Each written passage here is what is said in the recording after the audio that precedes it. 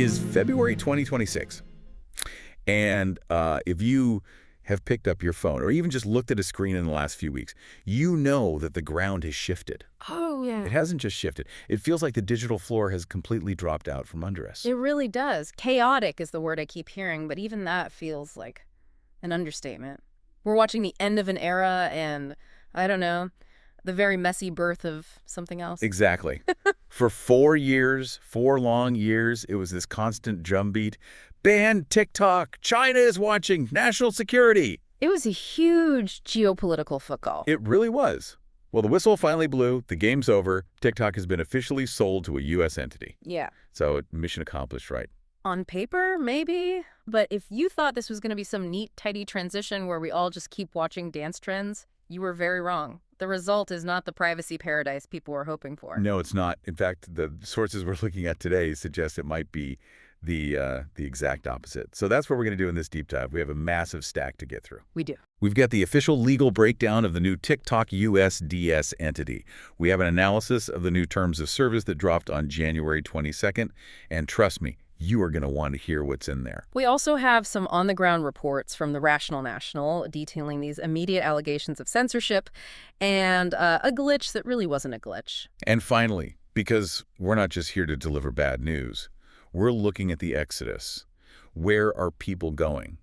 We'll look at the upscroll phenomenon and a completely different model called crash and cast that asks a pretty radical question. Which is, should we even be on social media at all? Yeah. That's the mission today, to unpack the reality of this new ownership, understand why the algorithm suddenly feels broken, and figure out if the future is about owning your own kingdom instead of, renting space from a tech giant. Okay, let's get into it. Segment 1, the new boss. So the headline was, TikTok sold to U.S. Group.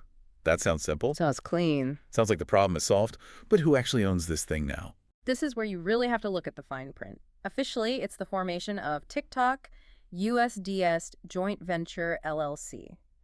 And USDS stands for United States Data Security. Which sounds very official, very safe. Very official. And it's important to remember, this isn't just the TikTok app. This deal swallowed CapCut, Lemonade, the entire portfolio of ByteDance apps in the U.S. market. The whole package. The whole thing. Okay. And to satisfy the regulators, they set up a board of directors. 7 people. 7 people, and a majority of them are American. That was the core requirement to avoid the ban. But here's where we have to follow the money. Right. Because a board directs, but investors, they drive. And the funding comes from 3 specific places. You have Silver Lake, you have Oracle. Oracle, of course. Oh. Gary Ellison. Correct. And the third major player is a firm called MGX. Okay, I feel like a lot of people just sort of glossed over that one. MGX sounds like a generic tech stock or something. What is MGX? So, MGX is an investment firm, but they're specifically an AI investment firm. And here's the kicker. They're owned by the government of the United Arab Emirates. Wait, hold on. The entire point of this forced sale, this whole 4-year legal battle, was to get foreign government influence out of the algorithm. Right. We were worried about China, and we swapped China for the UAE. In terms of capital influence, yeah. Yeah. Each of those 3, Silver Lake, Oracle, MGX, they hold a 15% stake. But here's the detail that the headlines really buried. What's that? ByteDance, the original Chinese parent company, they didn't actually leave. They're still there. They still retain a 19.9% stake in the new company, so they got diluted, for sure. But they didn't get evicted. So everyone's kind of still in the room.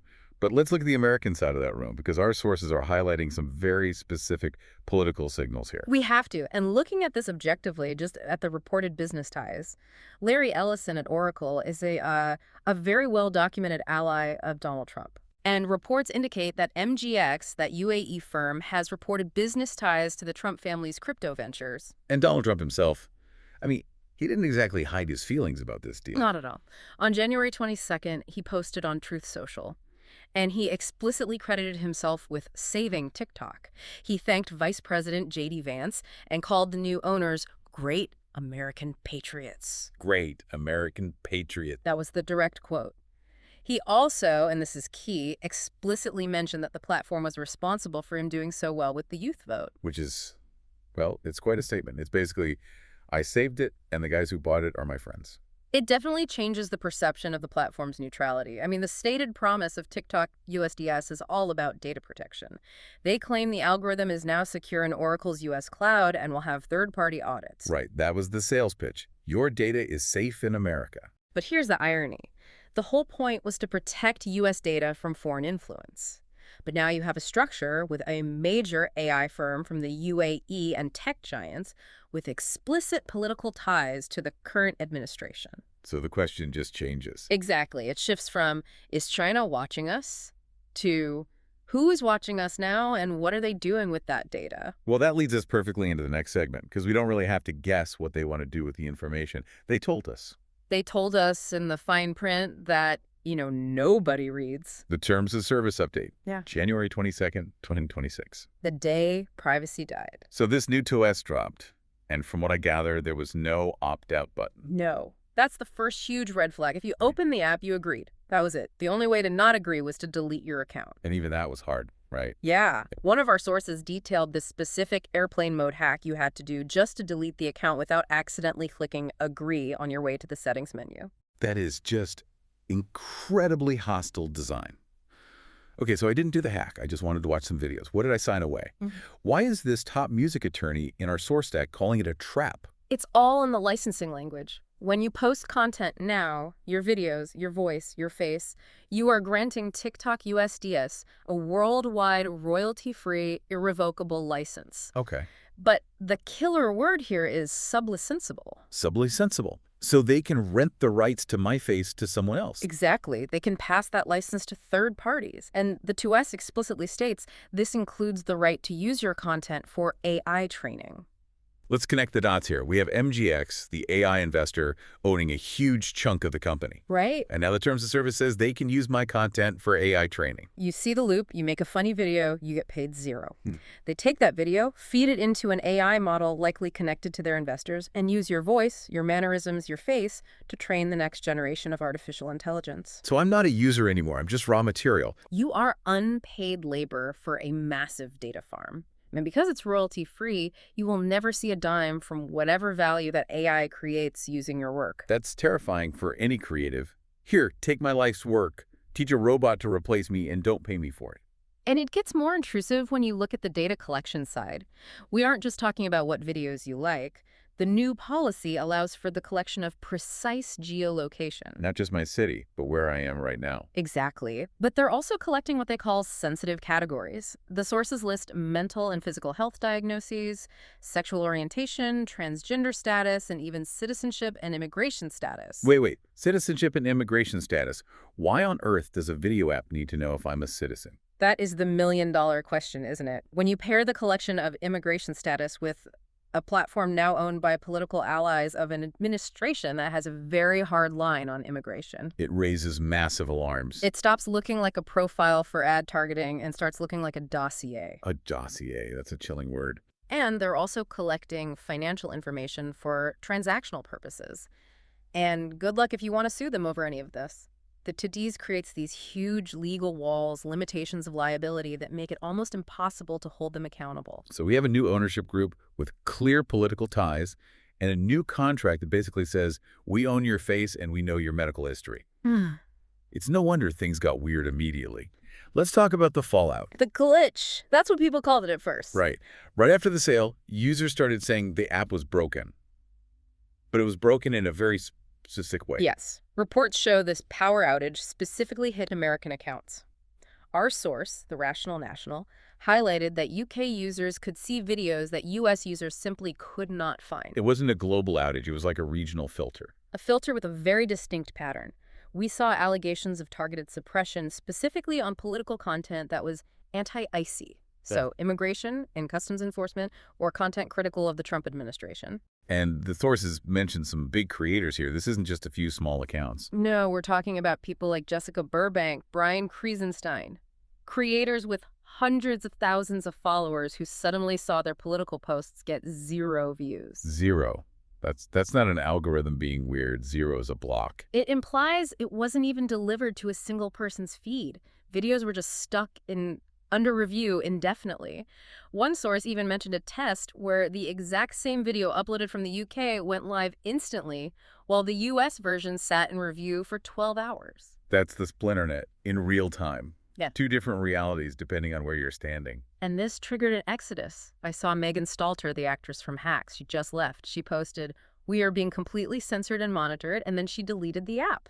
Wow. And she wasn't alone. This whole thing triggered a massive migration to a new app called Upscroll. Upscroll. There's always a new app waiting in the wings, isn't there? What's the story there? It's an Australian app developed by a Palestinian creator. And in that moment, it was framed as the anti-TikTok. No U.S. political baggage, no weird algorithmic manipulation.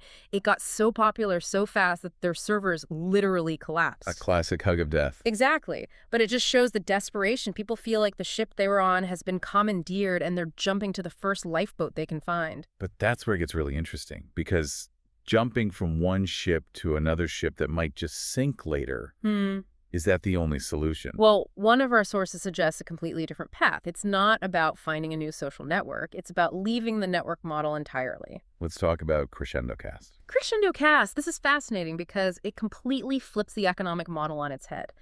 The pitch comes from a creator, Derek Davis, who goes by Jabe Kurd Locksta. And his argument is brutal, but simple. He says, they own the platform, you own the work, fix that. Fix that. I like that. So what is it? It's not another app. No, and that's the whole point. It's a direct-to-fan media hub.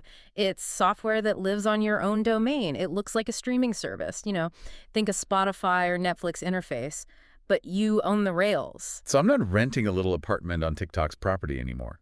I'm building my own house on my own land. Precisely. It's aimed at musicians who are sick of playlist politics, podcasters who want their full archives in one place, visual artists who hate how the algorithm compresses their work. And there's always but it can't be free. No, it is not free. And this is the critical trade-off of 2026. TikTok is free because you are the product. CrescendoCast is paid infrastructure. The founding creator bundle costs between about $497 and $597 up front. Whoa, okay, $500. That is a massive psychological hurdle for a generation that's just used to downloading things for free. It is, but look at what you're buying. You pay that up front, but you keep 100% of your revenue.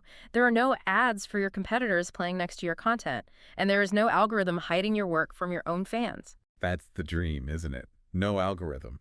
It really represents a maturing of the whole creator economy.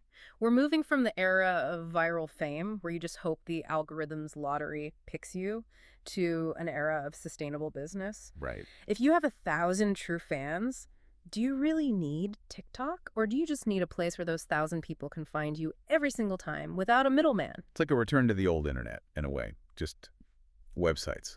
But modernized. It's the difference between being a sharecropper and owning the farm. On TikTok, USDS, you're working the land for Oracle and MGX. On a platform like Crescendo, you're paying for the tractor, but you keep the harvest. So what does this all mean for you listening right now? We've laid out a pretty stark landscape here. I think we're seeing three very distinct paths emerge in 2026. Path A is the default path. You stay on the new TikTok, you accept the new ownership, you accept your face is training in AI, and you accept that the algorithm might be politically biased. You do it for the reach. That's the path of least resistance, and probably where 90% of people will stay. Most likely. Then there's Path B, the rebel path. You jump ship to the next viral app, like Upscroll. You hope it scales, you hope it doesn't sell out. But you're still just a user, not an owner. You're still playing the same game. And Path C. Path C is the owner path. You buy your own infrastructure, like CrescendoCast. You build a smaller but sovereign kingdom. You might not go viral to millions, but you own the direct connection to the people who actually matter to your work. It really feels like we are at a major fork in the road. We are, and this sort of raises a final provocative thought to leave you with. For 20 years, we've had this idea of the free internet. Free email, free video, free social networks, but we're realizing now that it was never free. It was just a long period of data harvesting. Exactly, and now the harvest has become explicit, it's undeniable. AI training on your likeness, political surveillance of your location, so we have to ask, is the cost of free finally too high? Are we willing to pay $500 to own our digital lives, or are we going to keep paying with our privacy forever? That is a heavy question. If you are still on TikTok, maybe go check those privacy settings. if you can even find them. And good luck finding the delete button. Thanks for listening to this deep dive, and we'll see you on the other side.